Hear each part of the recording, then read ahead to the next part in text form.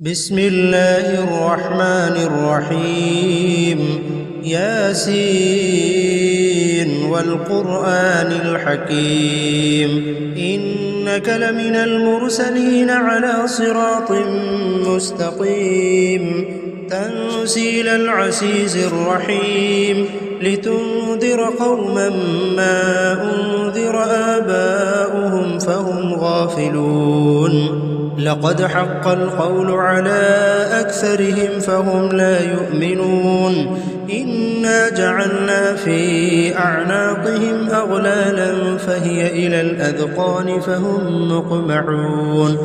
وجعلنا من بين أيديهم سدا ومن خلفهم سدا فأغشيناهم فهم لا يبصرون وسواء عليهم أأنذرتهم أم لم تنذرهم لا يؤمنون إنما تنذر من اتبع الذكر وخشي الرحمن بالغيب فبشره بمغفرة وأجر كريم إنا نحن نحيي الموتى ونكتب ما قدموا وآثارهم وكل شيء أحصيناه في إمام مبين واضرب لهم مثلا أصحاب القرية إذ جاءها المرسلون إذ أرسلنا إليهم 2 فكذبوهما فعززنا بثالث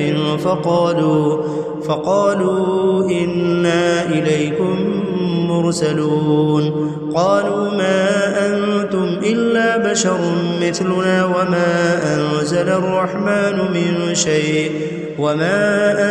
الرحمن من شيء إن أنتم إلا تكذبون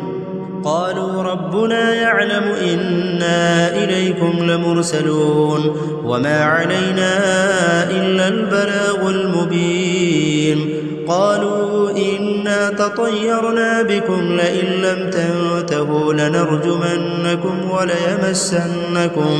وليمسنكم منا عذاب أليم قالوا طائركم معكم أئن ذكرتم بل أنتم قوم مسرفون وجاء من أقصى المدينة رجل يسعى قال يا قوم اتبعوا المرسلين اتبعوا من لا يسألكم أجرا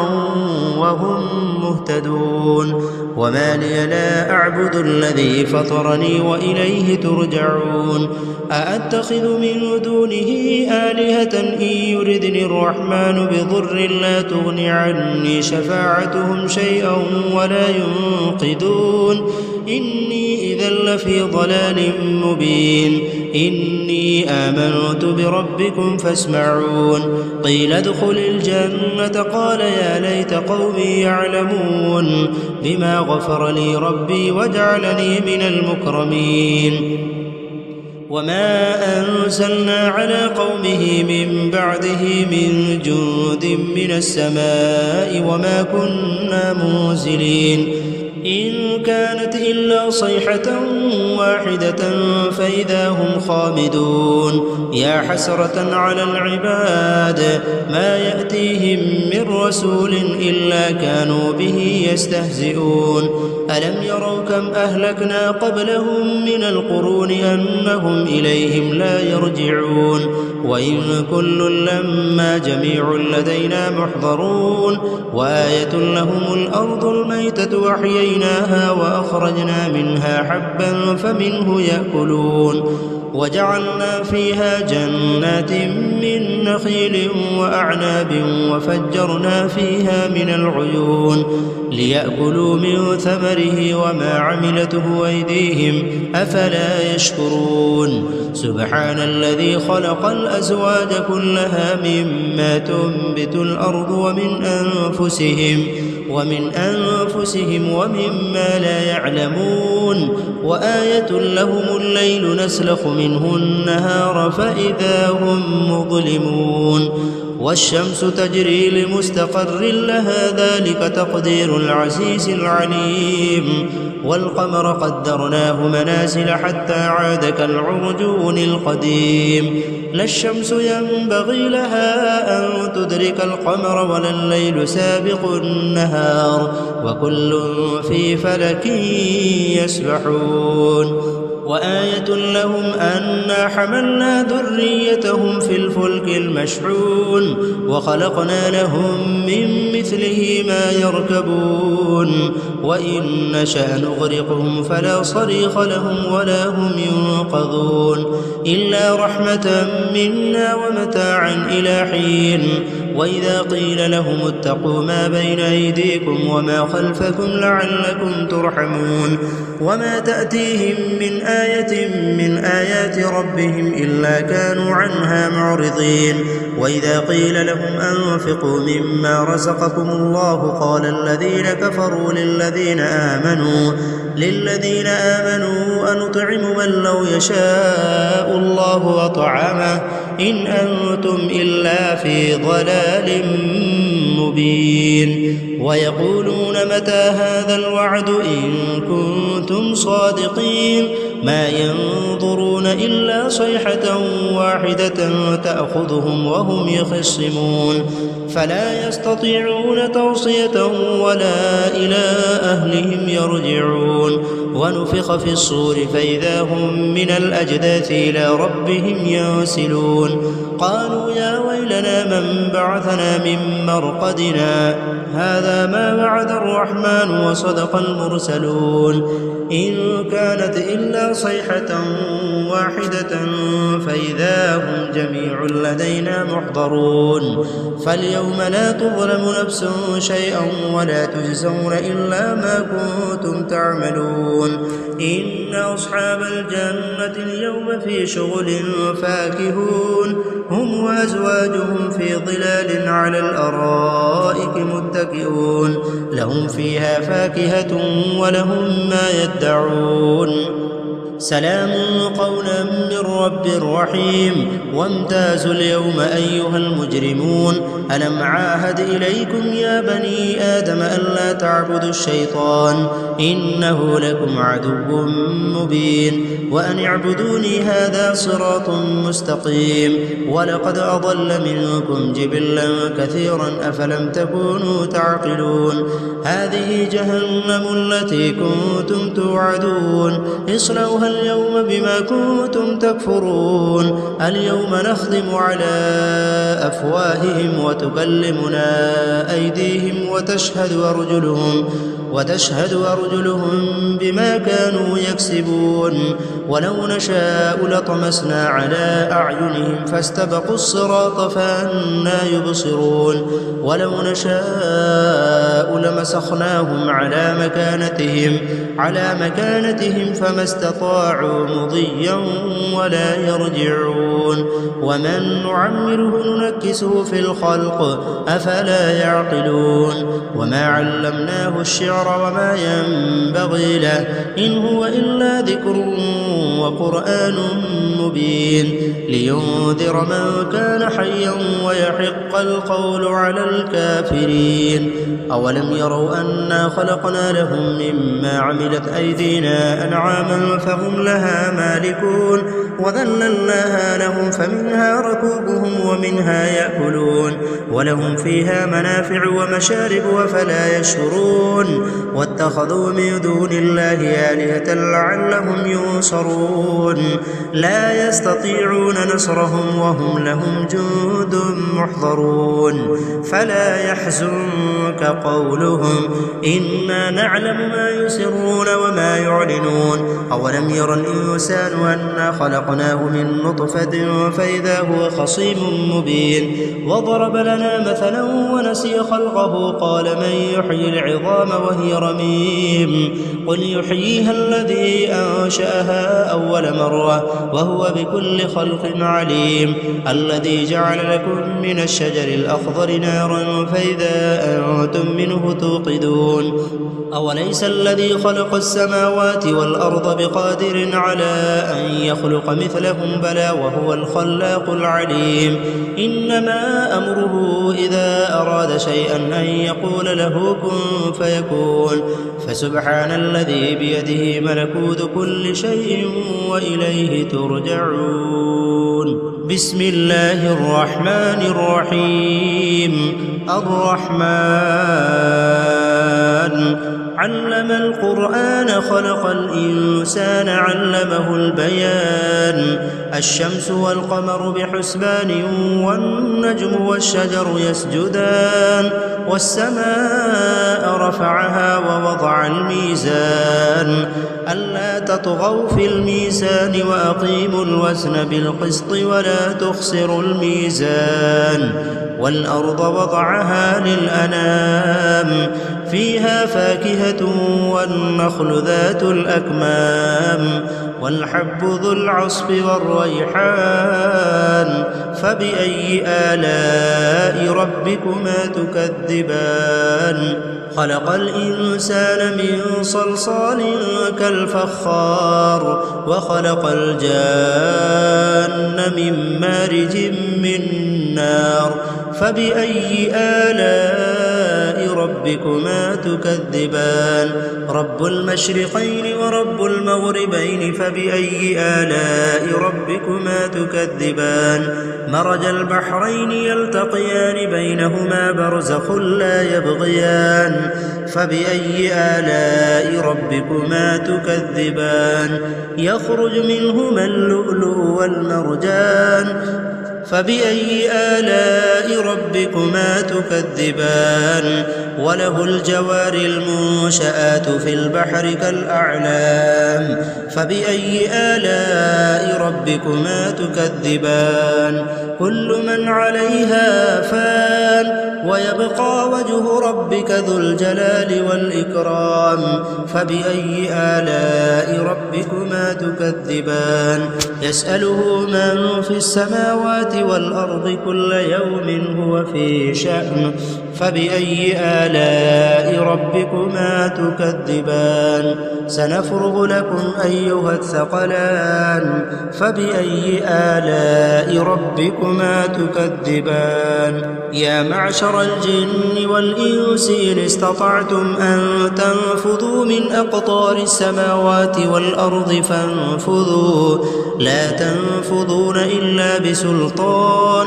فبأي آلاء ربكما تكذبان. يرسل عليكما شواظ من نار ونحاس فلا تنتصران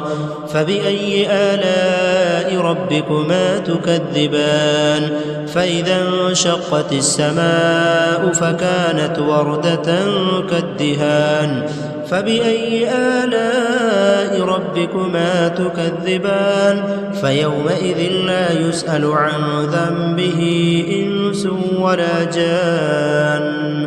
فبأي آلاء ربكما تكذبان. يعرف المجرمون بسيماهم فيؤخذ بالنواصي والأقدام فبأي آلاء ربكما تكذبان. هذه جهنم التي يكذب بها المجرمون يطوفون بينها وبين حميم آن فبأي آلاء ربكما تكذبان. ولمن خاف مقام ربه جنتان فبأي آلاء ربكما تكذبان. ذواتا أفنان فبأي آلاء ربكما تكذبان. فيهما عينان تجريان فبأي آلاء ربكما تكذبان. فيهما من كل فاكهة زوجان فبأي آلاء ربكما تكذبان. متكئين على فرش بطائنها من استبرق وجنى الجنتين دان فبأي آلاء ربكما تكذبان. فيهن قاصرات الطرف لم يطمثهن إنس قبلهم ولا جان فبأي آلاء ربكما تكذبان كأنهن الياقوت والمرجان فبأي آلاء ربكما تكذبان هل جزاء الإحسان إلا الإحسان فبأي آلاء ربكما تكذبان ومن دونهما جنتان فبأي آلاء ربكما تكذبان مدهامتان فبأي آلاء ربكما تكذبان فيهما عينان نضاختان فبأي آلاء ربكما تكذبان فيهما فاكهة ونخل ورمان فبأي آلاء ربكما تكذبان فيهن خيرات حسان فبأي آلاء ربكما تكذبان حور مقصورات في الخيام فبأي آلاء ربكما تكذبان لم يطمثهن إنس قبلهم ولا جان فبأي آلاء ربكما تكذبان متكئين على رفرف خضر وعبقري حسان فبأي آلاء ربكما تكذبان تبارك اسم ربك ذي الجلال والإكرام بسم الله الرحمن الرحيم إذا وقعت الواقعة ليس لوقعتها كاذبة خافضة رافعة إذا رجت الأرض رجا وبست الجبال بسا فكانت هباء منبثا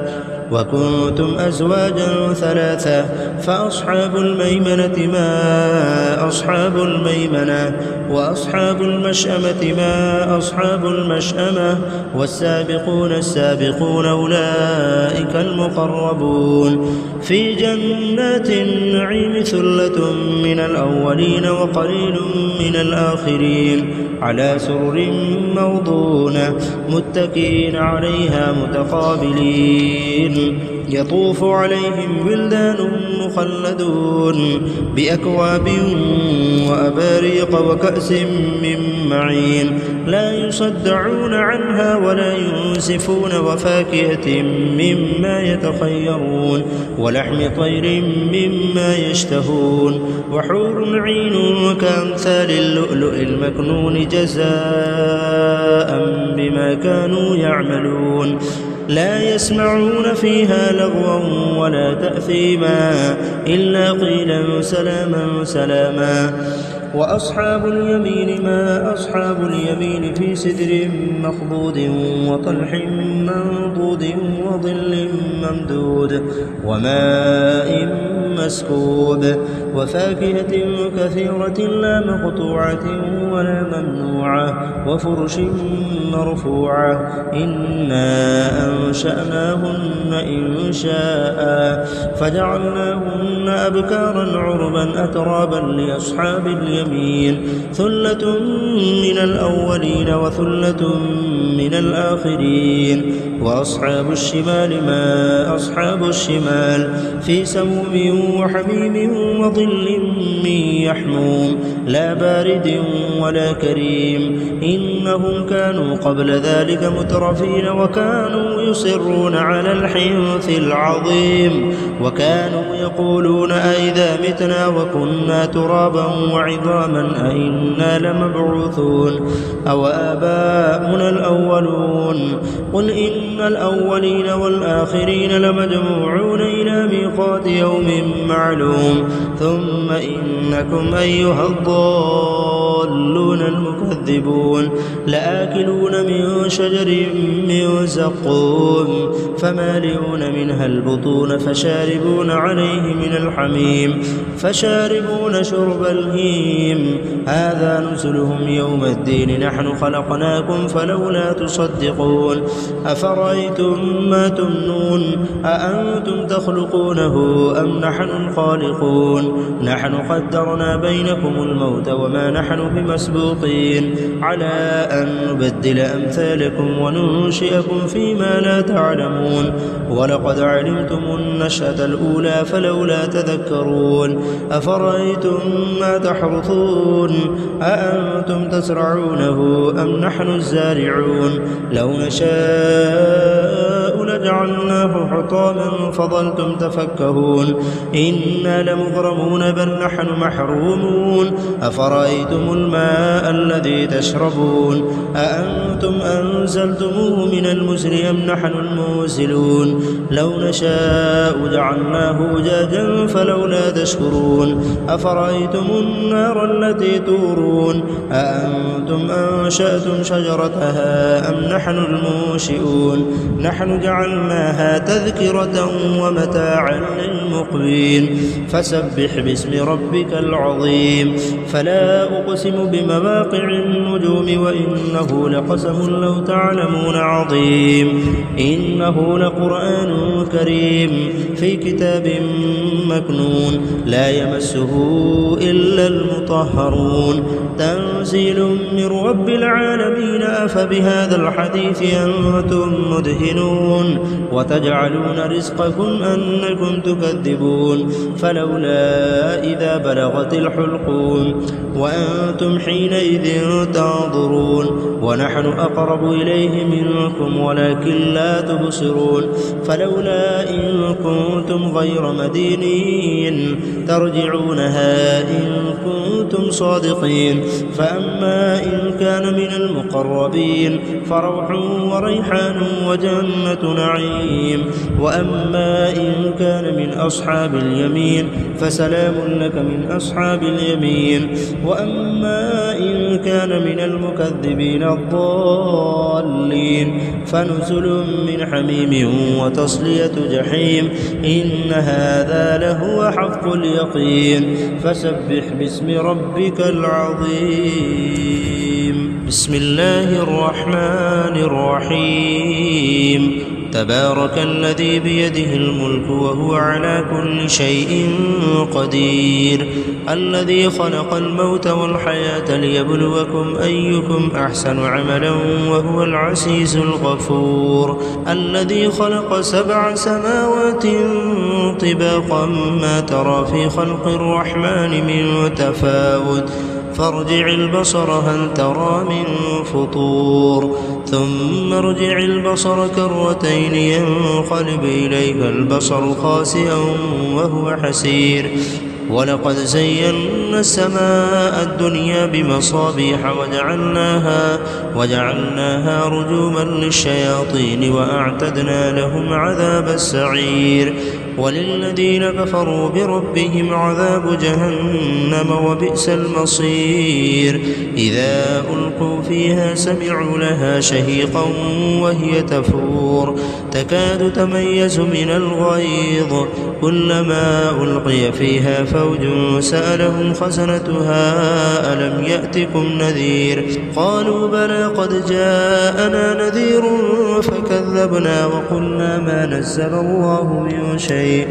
إن أنتم إلا في ضلال كبير وقالوا لو كنا نسمع أو نعقل ما كنا في أصحاب السعير فاعترفوا بذنبهم فسحقا لأصحاب السعير إن الذين يخشون ربهم بالغيب لهم مغفرة وأجر كبير وأسروا قولكم أو اجهروا به إنه عليم بذات الصدور ألا يعلم من خلق وهو اللطيف الخبير هو الذي جعل لكم الأرض ذلولا فامشوا في مناكبها وكلوا من رزقه وإليه النشور أأمنتم من في السماء أن يخسف بكم الأرض فإذا هي تمور أم أمنتم من في السماء أن يرسل عليكم حاصبا فستعلمون كيف نذير ولقد كذب الذين من قبلهم فكيف كان نكير أولم يروا إلى الطير فوقهم صافات ويقبضن ما يمسكهن إلا الرحمن إنه بكل شيء بصير أمن هذا الذي هو جند لكم ينصركم من دون الرحمن إن الكافرون إلا في غرور أمن هذا الذي يرزقكم إن أمسك رزقه بل لجوا في عتو ونفور أفمن يمشي مكبا على وجهه أهدى أمن يمشي سويا على صراط مستقيم قل هو الذي أنشأكم وجعل لكم السمع والأبصار والأفئدة قليلا ما تشكرون قل هو الذي ذرأكم في الأرض وإليه تحشرون ويقولون متى هذا الوعد إن كنتم صادقين قل إنما العلم عند الله وإنما أنا نذير مبين فلما رأوه زلفة سيئت وجوه الذين كفروا وقيل هذا الذي كنتم به تدعون قل أرأيتم إن أهلكني الله ومن معي أو رحمنا فمن يجير الكافرين من عذاب أليم قل هو الرحمن آمنا به وعليه توكلنا فستعلمون من هو في ضلال مبين قل أرأيتم إن أصبح ماؤكم غورا فمن يأتيكم بماء معين